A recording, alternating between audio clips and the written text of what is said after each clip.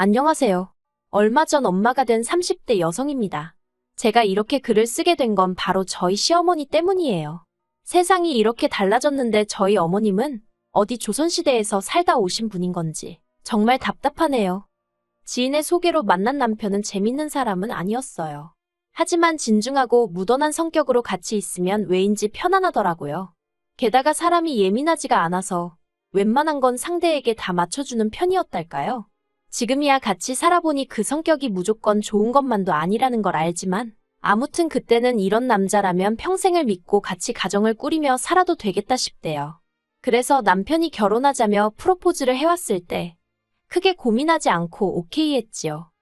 그런데 연애할 때와 달리 결혼 준비를 시작하니까 여러 가지로 신경 쓸 일도 많고 생각지 못한 곳에서 부딪히는 일까지 생기더라고요. 그도 그럴 것이 저희 두 사람의 기분만이 아니라 양가 부모님들의 기분도 그렇고 여러 가지로 신경 쓸 일이 많았거든요. 특히나 결혼식을 어떻게 할 것인지에 대해서는 양가 어머님들의 의견이 크게 갈렸습니다. 결혼 준비를 하면서 가장 위태위태했던 순간이기도 했어요. 일단 저희 친정부모님의 경우 지난 30년 동안 사업체를 운영해 오셨거든요. 그렇다 보니 초대할 하객도 많았고 그 하객들에게 보여지는 모습도 무시할 수가 없었지요. 게다가 자식은 저 하나뿐이었으니 결혼식에 대한 당신들 나름의 기준도 있었습니다. 저도 저 나름대로 여자로서 결혼식에 대한 로망도 있던 게 사실이고요. 하지만 어머님께선 영 내켜하지 않는 눈치셨어요. 사실 당시 저랑 남편은 결혼 비용을 전부 다 반반 부담하기로 이야기가 된 상황이었거든요. 당연히 양가 부모님도 잘 알고 계신 바였고요. 그런데 저희 어머님은 제가 살면서 곁에서 지켜보니 엄청난 짠순이세요. 돈뿐만이 아니라 마음 씀씀이도 솔직히 얼마나 야박한지 주변의 사람이라곤 찾아볼 수가 없을 정도로요. 그렇다 보니 다른 사람의 경조사에 갈 일도 간 적도 거의 없으셔서 초대할 만한 하객이라고 해봤자 친인척분들 20, 30명이 전부였네요. 어머님은 그런 시댁의 상황이 저희 친정과 비교되는 것을 원치 않으셨고 한편으론 괜히 당신 돈 들여서 저희 집 좋은 일 시키는 기분이라셨습니다. 물론 제 면전에다 대놓고 하신 말씀은 아니고 남편을 통해서 전해 들었지만요. 솔직히 남편이 그런 이야기를 저에게 했을 땐 어머님의 생각도 어이가 없었지만 그게 뭐 얼마나 좋은 이야기라고 시시콜콜 나에게 전하는 건지 싶어서 남편이 한심하기까지 하더라고요. 특히나 제가 아예 몰랐다면 모를까 남편 덕분에 어머님의 속내를 뻔히 알게 되었으니 일부러 모른 채 하며 저나 친정의 입장만 내세우기도 상당히 곤란해졌지요. 그래도 다행히 친정부모님께 이런 사정을 전하니 사람마다 기준이 다르니 그런 것 아니겠냐며 친정부모님이 결혼식 비용을 전적으로 부담해 주시겠다 하시대요. 친정부모님의 도움으로 그렇게 어머님과는 직접적으로 부딪힐 일 없이 결혼식을 진행하게 되었습니다. 그리고 이후로 솔직히 저는 제 결혼 생활 자체에 대해서는 고민이나 걱정을 하지 않았어요. 남편은 착실하게 직장 생활을 이어나갔고 저 또한 제 일을 즐기고 있었으니 조만간 아이도 갖고 그러면 완벽한 가정을 꾸릴 수 있겠구나 싶었거든요. 하지만 인생은 계획대로 되는 법이 없다더니 이게 웬걸요. 결혼한 지 3달 만에 남편이 직장을 잃게 될 줄은 상상도 하지 못했어요. 남편은 당시 직원 수 10명 남짓의 작은 중소기업에서 근무하고 있었는데 대표랑 이사가 절친한 사이라고 했거든요. 그래서 회사 분위기도 좋고 일도 할만하고 여러 가지로 마음에 든다고 했었지요. 그런데 그런 직장이 알고 보니 두 인간이 짜고선 탈세와 범법행위를 저지르던 곳일 줄 누가 알았겠어요? 남편이 말하길 자기도 그저 말단 직원 중 한 명이었기에 아무것도 몰랐답니다. 솔직히 그 말의 진위를 제가 알 수는 없지만 제가 남편을 믿어줘야지. 아니면 누가 남편을 믿어주겠어요? 아무튼 그래서 남편 회사가 하루아침에 문을 닫더라니까요. 비록 제가 맞벌이를 하고 있기는 했지만 갑자기 외벌이가 되고 졸지에 원치 않던 가장의 무게까지 얹혀지니 하루하루가 힘들어지대요. 까놓고 말해서 먹고 사는 문제가 생기고 그런 것은 아니었지만 매일 아침 풀죽은 남편의 모습을 볼 때마다 안쓰럽기도 하고 마음이 착잡하더라고요. 게다가 저희는 원래 신혼은 반년 정도만 즐기고 바로 아이를 가질 생각이었습니다. 남편은 저보다 3살이 많았고 결혼 당시 이미 30대 후반이 되어가고 있었기 때문에 태어날 아기에 대한 걱정이 많았거든요. 그런데 상황이 이렇게 되다 보니 솔직히 아이를 갖는 건 저희에게 사치라고 느껴지대요. 그래서 임신과 출산이라는 문제도 당분간 뒤로 미루게 된 거고요. 그런데 이런 모든 사정을 다 알고 계시면서도 어머님께서는 저희만 봤다 하면 아이는 언제 낳을 거냐며 스트레스를 주셨습니다. 당신 주변 분들은 다 손자 손녀 재롱 보고 사는 재미로 산다면서요. 그리고 그런 철없는 어머님의 불평불만을 듣다 못한 제가 결국 한 번은 어머님 떨어 애는 낳아놓기만 하면 알아서 크는 거냐고 따졌어요. 그러자 어머님이 하시는 말씀이 지먹을 수저는 입에 물꽃 태어난다는 소리도 못 들어봤냐는데 어이가 없었지요.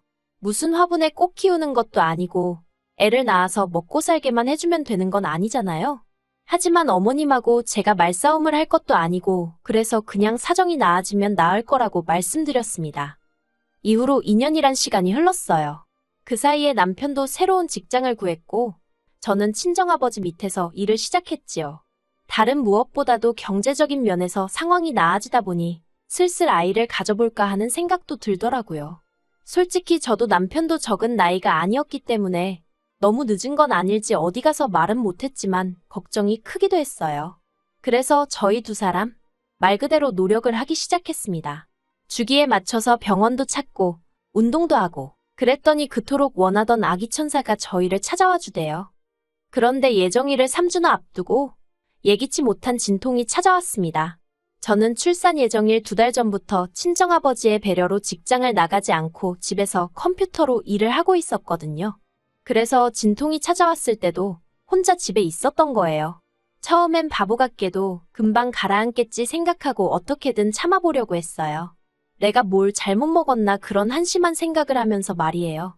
그런데 시간이 갈수록 점점 식은땀이 나면서 이게 보통 일이 아니라는 걸 깨닫고는 바로 119에 전화를 걸었고 그렇게 구급차에 오르게 되었습니다. 구급차에 타서 출산을 하기까지 솔직히 아무런 기억이 안 난다고 말해도 거짓이 아닐 만큼 정신이 하나도 없었어요. 게다가 진통은 점점 더 심해져만 가는데 아이는 나올 기미가 없으니 미치겠더라고요. 이렇게 표현해도 될지 모르겠지만 이러다 죽을지도 모르겠다 싶었다니까요. 결국 유도분만까지 실패하면서 제왕절개로 지금의 아들을 낳게 되었네요. 자연분만이면 어떻고 제왕절개면 어떤가. 아이도 건강하고 저도 무사하니 다행이라며 남편이 무척 좋아했어요. 그리고는 어머님께 제가 직접 전화를 드렸으면 하대요. 기쁜 소식이니 주인공이 직접 전하는 게 뜻깊을 것 같다고요. 그런데 전 솔직히 어머님과 말 한마디 나눌 기력이 없었거든요. 하지만 남편이 아기로 그런 제안을 한 것이 아니니 싫다고 하기도 좀 그렇대요. 그래서 그냥 좋은 게 좋은 거란 생각으로 어머님께 전화를 드렸습니다. 하지만 전화상으로 듣게 된 어머님의 말씀은 실망스럽기 짝이 없었어요. 어머님은 제가 아들을 그러니까 어머님의 친손주를 제왕절개로 낳았다는 사실에 무척 분개하셨거든요. 제왕절개로 아이를 낳으면 애가 멍청하니 약해 빠졌느니 그 말들이 사실이라고 생각지도 않고 사실도 아니지만 그래도 할머니란 분이 이미 태어난 애와 고생한 며느리를 앞에 두고 그런 식으로 표현을 하신다는 게 참으로 어이가 없더라고요. 그래서 듣다 못한 제가 전화를 스피커폰으로 돌렸어요. 옆에서 아무것도 모르고 실실 웃으며 좋다고 저를 쳐다보는 남편도 어머님이 며느리한테 어떤 식으로 말씀하시는지 들어보란 심정이었지요. 그리고 그런 상황을 모르시는 어머님은 계속해서 저에게 폭언을 쏟아내셨습니다. 나이도 많으면서 애까지 제왕절개로 낳았으니 이제 애는 똑똑하기는 글렀다는 둥. 온갖 병을 달고 살면 전부 다 엄마인 제 탓이라는 둥. 그러자 남편이 놀랐는지 눈이 휘둥그레져서는 제 핸드폰을 낚아채듯 가져가선 병실 밖으로 나가더라고요. 그리고 남편이 밖으로 나간 사이 저도 모르게 눈물을 흘렸습니다.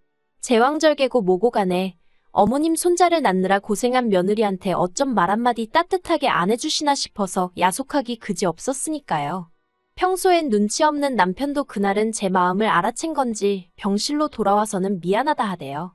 신경 쓸 거 없다고 자기 어머니가 옛날 분이라 잘 모르면서 아무 말이나 하시는 거라면서요. 하지만 그런 남편의 말에도 제 마음이 달래지지 않았던 건 5박 6일에 입원 후 퇴원을 하던 날이었습니다. 계획대로 예약해둔 산후조리원으로 이동을 하려는데 어머님이 올라오셨더라고요. 그런데 어쩐 일인지 화가 나셔도 단단히 나 계셨습니다. 저로서는 영문을 알 수가 없었지요. 당신 손자 낳은 며느리가 입원해 있는 동안 얼굴도 한 번 안 비추시고 괜찮냐 소리 한마디 없으시던 양반이셨으니까요. 오히려 서운해도 제가 서운하고 마음이 상해도 제가 상해야 하는 것 같은데 그리고 그런 어머님을 보곤 남편도 꽤나 화가 난 눈치였어요. 못하러 오신 거냐며 싫은 소리를 내뱉더라고요. 어머님은 어머님대로 당신 연락을 무시했다며 남편에게 화를 내셨고, 잘 들어보니까 어머님이 남편에게 무슨 일로 연락을 계속하셨는데 남편이 어머님 연락을 피했던 모양이에요. 그러자 어머님이 서울, 제가 입원해 있던 병원으로 쫓아오신 거고요. 어머님께선 저더러 단도직입적으로 말씀하시겠다며 당신은 제가 산후조리원에 가는 거 반대랍니다. 하시는 말씀이 애를 낳은 것도 아니고 배 가르고 꺼낸 건데 뭘 조리를 하느냐면서 거기 가는 거 저더러 창피하지도 않냐는 거예요. 저는 어머님의 험악한 말들에 기가 다 막히더라고요. 제가 그게 무슨 말씀이시냐, 배를 가르고 꺼냈다니 어떻게 표현을 해도 그렇게 하시냐며 소리를 질렀습니다. 그러자 어머님께선 당신이 없는 소리를 한 것도 아니지 않냐며 더 크게 화를 내셨지요. 그리고는 하시는 말씀이 돈 아깝게 산후조리원이니 뭐니 다른 여자들 흉내낼 생각은 하지 말랍니다. 그런 곳은 정상적으로 애 낳은 사람들이나 가서 쉬는 거고 저는 그런데 갈 자격이 없다면서 양심이 있으면 그냥 집으로 가던지 아니면 친정으로 가라나요. 정말이지 어머님의 말 한마디 한마디가 비수가 되어 제 가슴을 후벼 파는 것만 같았네요. 분해서 화도 나고 눈물도 나고 그리고 그때였습니다. 지나가던 간호사 몇몇이 상황을 보더니 병실에 와서는 저를 다독여주면서 어머님께는 그런 말씀은 하시는 게 아니라고 한마디 하대요. 제왕절개를 안 했으면 여기 산모분이 어떻게 됐을지도 모른다면서 시어머니가 돼서는 며느리 잘못되길 바라신 건 아니지 않냐고 덧붙이면서요. 그러자 어머님이 못마땅한 표정을 짓더니 의사도 아니고 간호사 주제에 별참견을 다한다는 식으로 막말을 하시는 거예요. 저나 남편은 정말 죄송하고 부끄러운 마음에 간호사들한테 얼굴을 들 수가 없었어요. 한편 그때 간호사들 가운데서도 제일 경력이라던가 오래되어 보이는 간호사가 잔뜩 얼굴을 찌푸리더니 잠시만 기다리란 말을 남기곤 병실을 나갔습니다. 그리곤 이내 제 수술을 집도해 주셨던 의사를 데리고 왔더라고요. 그 의사도 이미 전후 사정을 들었는지 얼굴이 한껏 굳어서는 어머님더러 그런 식으로 산모한테 이야기를 하시는 건 옳지 않다로 시작하여 간호사와 마찬가지로 저를 대신하여 어머님께 화를 내주더라고요. 그렇게 간호사 의사가 드나들며 어머님께 한마디씩 하니 어머님도 민망했는지 얼굴이 벌개져서는 더는 아무 말도 못하고 꿀먹은 사람 마냥 가만히 계시더군요. 하지만 눈빛으론 말 그대로 절 가만두지 않겠다는 식으로 노려보고 계셨어요. 물론 남편이 곧 그 모습을 발견하곤 정말 지겹다며 어머님더러 이럴 거면 연락하지 마시라고 쏘아붙였지만요. 그리곤 덧붙이기를 어떤 식으로건 간에 죽을 고비를 넘겨가며 자기 아이를 낳아준 소중한 여자라며 어머님이 그렇게 대하면 가만히 있지 않겠다고 화를 내고는 어머님을 거의 쫓아내듯 병실 밖으로 밀어냈고요. 그렇게 저는 예정대로 산후조리원에서 2주간 머물다 집으로 돌아왔습니다. 남편이 제가 없는 동안 곰곰이 생각을 해봤는데 어머님이 당장에 달라지진 않으실 것 같다면서 제가 원하지 않으면 당분간은 안 보고 살아도 된다는 식으로 이야기를 하대요. 그런 남편에게 전 일단은 몇 번 더 어머님과 만나보고 정하겠다 했어요. 솔직히 저는 제 아들이 저희 부부뿐만 아니라 양가 부모님을 비롯한 친인척들에게도 사랑을 많이 받고 자랐으면 좋겠거든요. 그래서 어머님이 또 다시 제왕절개가 어쩌고 소리만 안 하시면 아예 발길을 끊고 살고 그러진 않을 생각이에요. 하지만 저희 어머님이 달라지실진 잘 모르겠네요. 옛말에 재버릇 개주냐는 소리도 있잖아요.